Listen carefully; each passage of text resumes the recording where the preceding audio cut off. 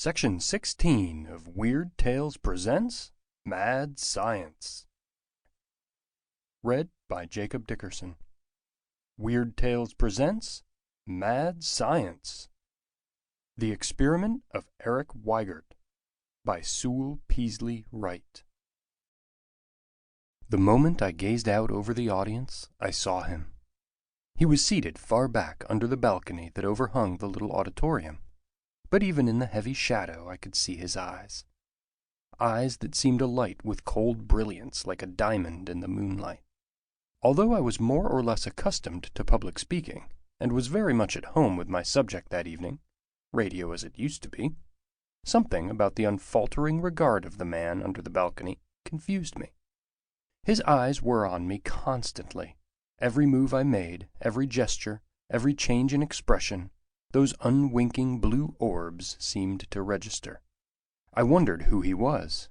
Surely I had never seen him before, nor he me. I caught myself addressing myself to him, and when once his head seemed to nod slightly as though in approval of something I had said, a strange thrill of pleasure tingled along my spine. There was a power in the man, a sort of benign malignancy. I was glad when I finished and could escape from that unwavering regard. After the meeting broke up, he came up toward the stage where I was chatting with several officers of the Radio Association responsible for the meeting I had just addressed. They moved away as they noted the stranger's obvious intention to speak to me. He was a little man, I saw now, not more than 5 feet 6 inches in height, but his shoulders were broad and massive, and his head was larger than mine. But it was his face that held my gaze. His eyes, as I had said, seemed to burn coldly with the same chilly, weird blue light of an electric spark. They were deep-set eyes, separated with a thin, sharply beaked nose that somehow seemed repulsively cruel. His mouth was thin and turned down sharply at the corners, 2 deep wrinkles springing from near the base of his nose, accenting its contour. Above a high forehead that bulged strangely clung tangled, sparse gray locks. He smiled ingratiatingly as he drew near, and as he spoke, his voice was surprisingly pleasant. "Mr. Saylor, I enjoyed your talk very much indeed. For a man of your years, you have a very keen insight into radio." He offered his hand as he spoke, and I took it cordially. For all his unprepossessing appearance, there was a certain appeal about the man. The strength of his personality attracted more than his appearance repelled. "I've been working with radio for 14 years now," I replied, smiling. "Ham, Marconi op, experimental work for a manufacturer, designing, all that sort of thing. Bound to pick up a little here and there, you know." "Yes, indeed." "A great deal of experience for a young man. You see, pardon me, I have neglected to introduce myself. Erich Weigert at your service." He bowed a quick little foreign military bow, heels together. "If you have nothing else in mind, Mr. Saylor, and would be interested, I would like to take you through my own little laboratory this evening." Erich Weigert, and an invitation to go through his laboratory! It is no wonder that I gasped. I had heard of him as a wealthy, somewhat mysterious recluse with scientific leanings, but I had never seen him before that memorable night. Weigert's machine soon whisked us out of his residence near the outskirts of the city. Only a few lights were burning as we turned in the grass-grown drive, but I could make out the house as a massive square pile, squat and ugly in the moonlight, topped with an octagonal cupola, like some uncouth excrudescence, its panes glaring bleakly over the rather extensive, high-walled grounds that surrounded the place.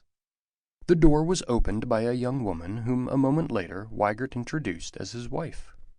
The affection and pride in his voice as he presented me struck me as being the first real feeling that he had evidenced since I had met him. He had a very real reason for his pride, for his wife was undeniably beautiful. The instant she raised her soft, dark eyes to mine, I was struck almost dumb with their remarkable loveliness. I say I was struck almost dumb. I say that because to talk of love at first sight is to bring up visions of youthful exaggerations. It is true that as Vera Weigert and I looked into each other's eyes that night, something was born of that union of glances that never died, that never will die. Call it what you will, for I must on with my story. I remember but vaguely the trip through the big bare laboratory that Weigert had made of 2 adjoining rooms at one side of the house. Later I became very well acquainted with the delicate instruments, the generators and transformers, and the immense variety of tubes with which the laboratory was equipped. But that night my mind was too full of Vera Weigert. It was not until after Weigert invited me to a chair in front of the big fireplace in the front room, between himself and his wife, that the trend of his conversation began to make an impression on my mind. You remarked this evening that the mystery had all gone from radio, despite the fact that radio was doing greater marvels today than ever, struck me particularly, Weigert said with a nod of approval, glancing first at me and then at his wife. It is true, today they hook up 8 tubes and hear from one coast to another, or perhaps one continent listens to another, with the power of the sending station listed in many thousands of watts. Bah! It is like killing ants with a steamroller. In the days when we caught the buzz and scratch of spark signals 2,000 miles away and more, with our crystals, silicon, galena, paracon, then there was mystery, romance to radio. Today my barber's wife can twiddle the switches and dials of her set and copy from coast to coast as easily as she can change the records on her phonograph. The scientist, the man with imagination, has left that phase of radio far behind. It is a husk from which all the sweetness has been sucked. True, I nodded. I find no interest in radio communications now. But, sir, the transmission of photographs by radio, and we are doing that now, you know, fires my imagination. I have been working myself along those lines. I added, somewhat timidly, for Erich Weigert had a terrific force of personality that made me feel very young beside him. Perhaps the day is not so far off when we shall be able to broadcast moving pictures, as well as the music to accompany them. Aber, that is but a step, broke in Weigert, interrupting me with sudden and unexpected violence. First code, then speech, then pictures. Good. A start, perhaps, but not more than a start, Mr. Sailor. He dropped his voice until it was little more than an insinuating whisper, and his eyes gleamed with indescribable earnestness. Thought, that's the thing, the transmission of thought. Through the ages they have tried it. Some have claimed to have perfected it, but it was never so. Between 2 particular individuals, perhaps, but it has never been made a science. Radio can make it a science, Mr. Sailor. Radio and I think he would have said more, but his wife deftly changed the subject, and Weigert allowed himself to be led by the soft leash of her voice. As for me, I was in a sort of uneasy paradise to be there beside her, to listen to her sweet voice, and the rest of the evening flew by far too quickly. For days after, 2 voices ruled my brain. One was her soft, "Good night, Mr. Sailor," and the other was Erich Weigert's cordial invitation to return to talk radio again some other night, very soon. Should I go, or should I heed the warning that my inner self shrieked in my mental ears? Should I place myself as one side of a triangle? And such a triangle! It was very evident that Weigert was wildly in love with his young wife, and with his temperament and personality. But why prolong the debate that raged in my mind? You know, if you have ever been a man, and young, how it was decided. I went not once, but many times. I think that Erich Weigert grew for me a real affection. I could follow him along the lesser trodden paths of radio research, and could even lead him into some of the ramifications of the great science. My ideas, or at least many of them, agreed with his own, and to the man who had cut himself off from the rest of the world that he might devote himself to his work, I suppose I was a welcome contact point with the outside. It was the love that waxed and grew between Vera and myself that caused me the most concern. There was that between us that made every moment near her a bitter paradise, a joyous hell, and that she responded to my passion with a love as great as my own, I had only to look into her eyes to see. A quick pressure of her hand, a touch on the arm in passing, little things, yet they were all we had, and they were enough to drive me to any madness.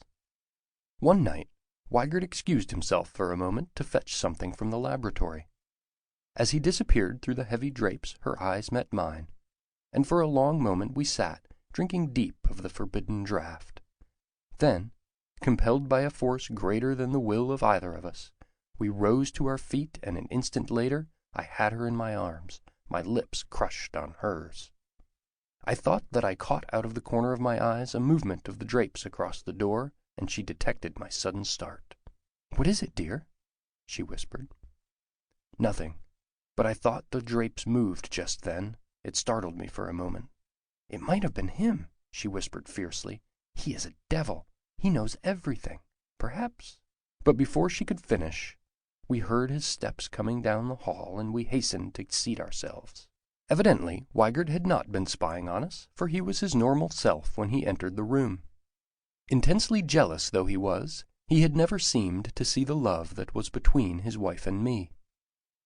I should have read the man better, should have realized that those cold blue eyes missed nothing, and that such a personality could dissemble until...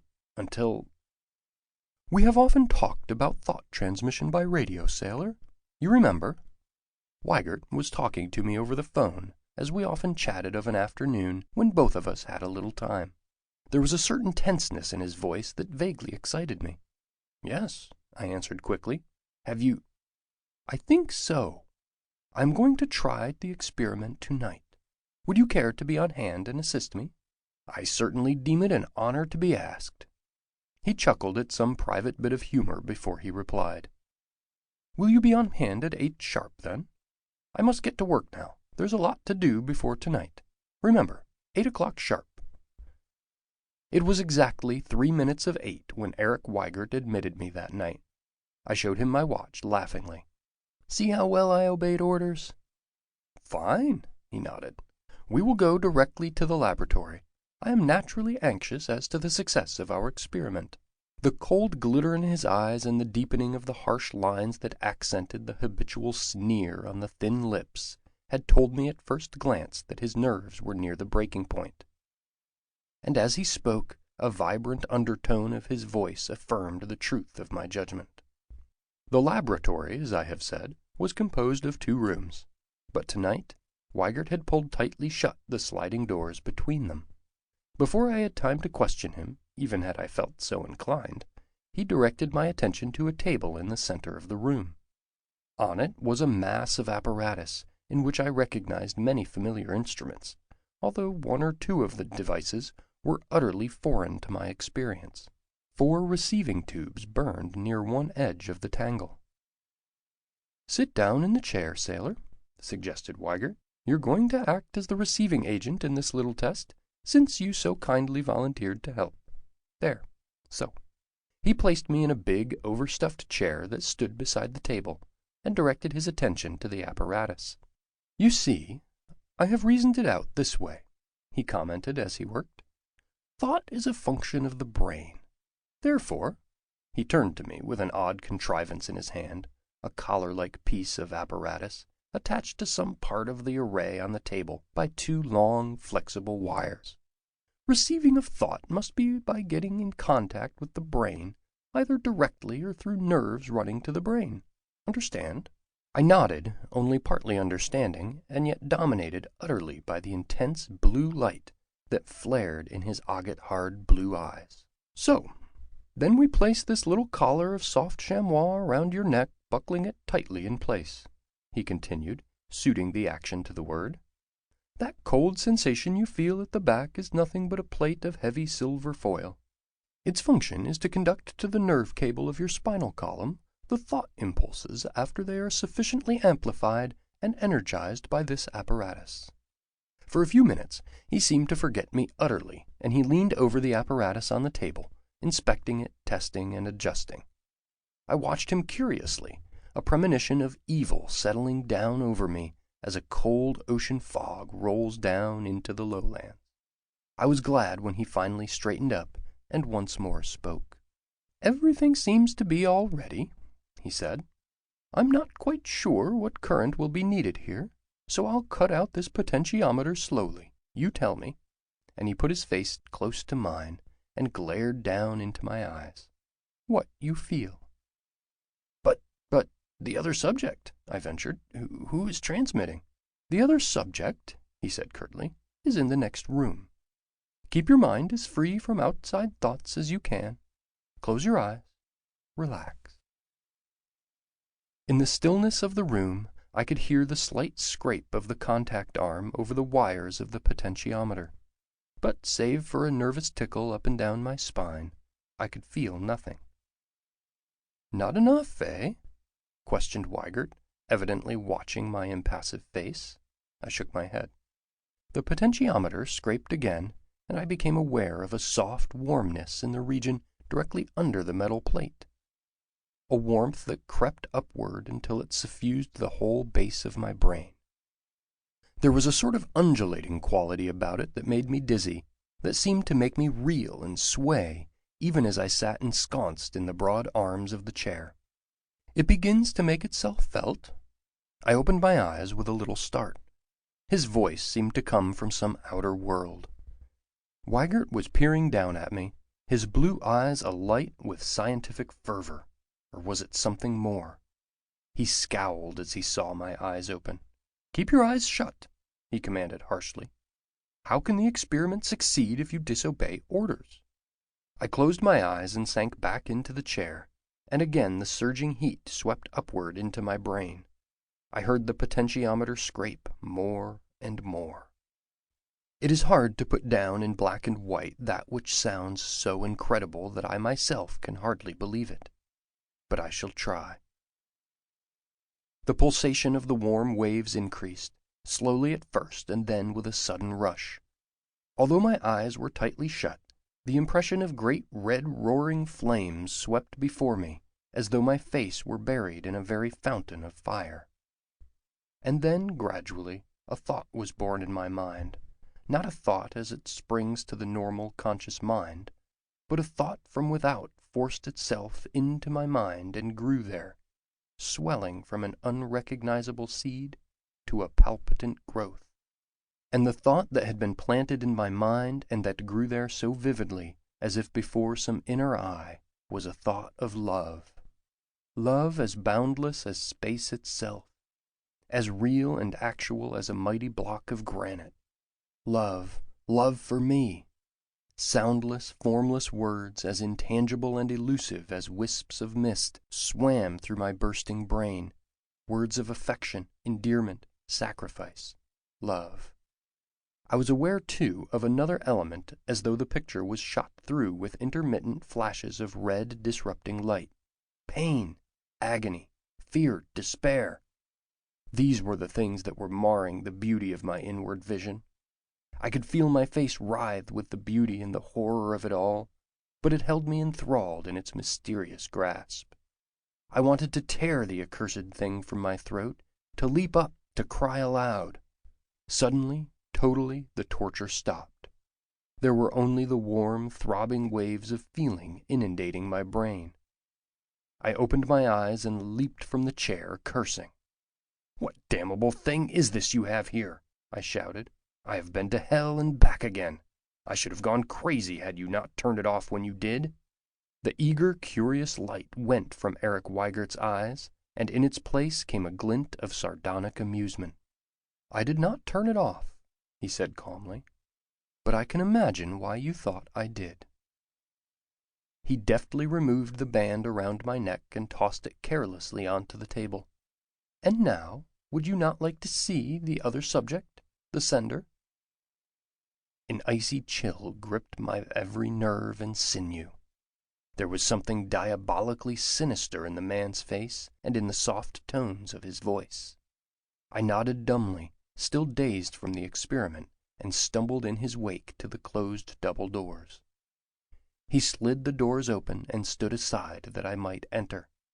On an operating table near the door lay a figure covered with a long white sheet. A faint odor as of an anesthetic came to my nostrils, but there was something about the absolute deathly stillness of the supine figure that told me I was in the presence of death itself. Trembling, the blood draining from my face, I stood and stared at the still figure and at the instrument-littered table beside the operating table. 3 small wires from the maze of instruments on the table disappeared under the edge of the sheet. 2 big transmitting tubes glowed yellowly in the bright light that flooded the room. A dim, horrible idea began to take shape in my mind. "See," chuckled Weigert, his voice grating on the silence like the screech of a rusty hinge. "The sending subject." He strode forward and tore the sheet from the figure. I felt my knees tremble beneath me, and I leaned against the wall for support. There, on the table, dressed in a simple white robe, lay the body of Vera Weigert. My eyes refused to move from the fearful sight. A spot above either ear had been shaved, and on the scalp thus exposed a red circle with edges. My God! "Just as the receiving element must work directly upon the nerve trunk," I heard Weigert saying, "the sending must be done, at least with the crude apparatus I have, direct from the emanating source. And that, of course, is the brain. Hence, the trephine that seems to strike you as so interesting.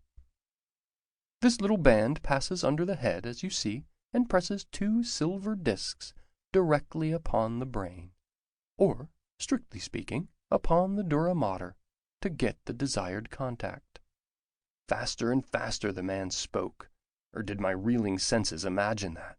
His voice, from a calm, scientific monotone, rose almost to a shriek. "There she is, sailor! Why don't you caress her hand now? Why don't you hold her close and press her lips now, man? There she is, and with the last spark of her energy, she sent you a message, sailor. What was the message? You won't tell me? It must have been wonderful, wonderful! I knew the experiment would be a success. You 2 loved each other. You were attuned as 2 human beings seldom are attuned. It was an ideal opportunity to prove that I was right, that thought could be transmitted, and to avenge myself upon a faithless wife and a faithless friend." I tried to speak, but my dry tongue refused to move from the roof of my mouth. But he saw my throat move, and he chuckled again. "You would deny it, eh? But no matter. Let me tell you how I did it. It will interest you. I told her what I was going to do. Told her that if she did not submit, I would take your life as the penalty. And, does this give you pleasure, sailor? She consented. I gave her scopolamine morphine as an anesthetic, for I knew that would permit her subconscious mind to continue its functioning. Then, carefully, oh, very carefully, for I did not want her to die too soon, I trephined the skull just at the fissure of Sylvius, thus locating my electrodes in the sensory area. Very well thought out, was it not? I knew that her last thoughts would be of you, thoughts of love for her lover. Strong thoughts, you know, thoughts that would enable my unperfected apparatus to work, to prove that my idea is feasible. Thoughts that would hold over and run constantly through her subconscious mind. Thoughts of love, eh, sailor? And thoughts of fear, too, perhaps. Ah, I thought I read that in your face, man. And can you blame her? It is not pleasant to die when you are young and very beautiful, and in love." He paused and drew the tip of his tongue across his thin, bloodless lips. And, oh, this was a joke I had not thought of. You thought I turned it off, did you? You false friend, you fool, you meddler, you heard? And his voice rose to a shriek like that of a maniac in hell. I tell you, sailor, you heard her die. I shook off the icy grip that had numbed me and leaped for the man. But before I could sink my clutching fingers in his throat, he stopped me at the point of a gun which he flashed from a pocket. "Back!" he shrieked. "Back! I don't want to kill you. I want you to live and remember. But if you move, I'll shoot to maim. I have my plans all laid for my escape, and—" Just then I lunged. The gun roared over my head, and the stench of the powder smoke swirled in my nostrils. We went down on the floor together in a whirling, flaying heap.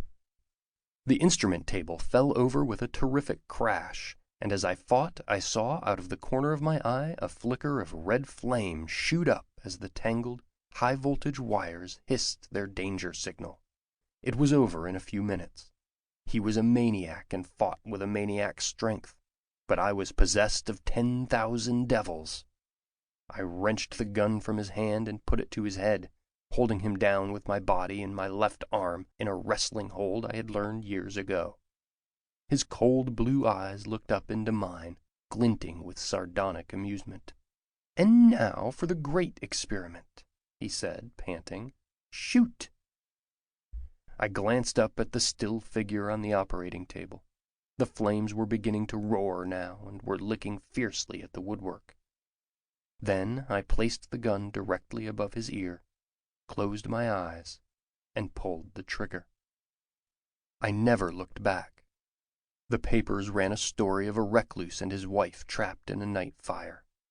The bodies were so burned that they could not detect the holes, both just above the ear. But I know, I who heard, or felt, or lived, a woman's dying thoughts, I know. And tonight, now, just as soon as I write the last word of this, I shall know more, for then I shall put the same gun to my head carefully, just above the ear, and pull the trigger. End of section 16.